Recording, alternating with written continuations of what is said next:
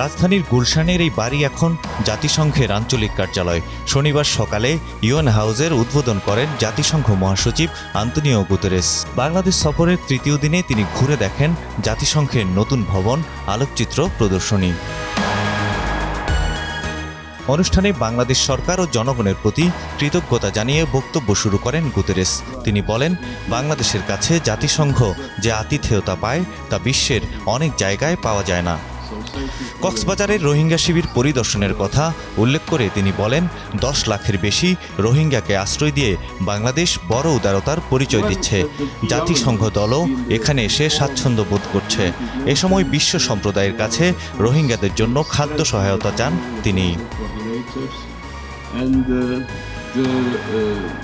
দেশের বর্তমান অবস্থা নিয়ে জাতিসংঘ মহাসচিব বলেন, বাংলাদেশ এখন গণতন্ত্র, মানবাধিকার ও বহুত্ববাদ নিয়ে সংস্কার করছে।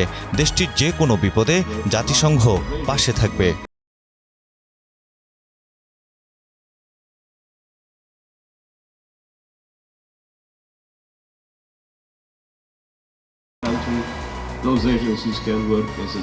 বাংলাদেশ ও জাতিসংঘের সম্পর্ক সারা বিশ্বে দৃষ্টান্ত স্থাপন করছে মনে করেন গুতেরেস। তিনি বলেন, শান্তিরক্ষা মিশনে বাংলাদেশ প্রথম বা দ্বিতীয় স্থানেই থাকছে।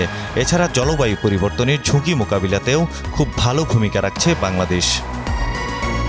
অনুষ্ঠানে শিল্প মন্ত্রণালয় ও গৃহায়ন এবং গণপূর্ত মন্ত্রণালয়ের উপদেষ্টা আদিলুর রহমান খান সহ অনেকেই উপস্থিত ছিলেন।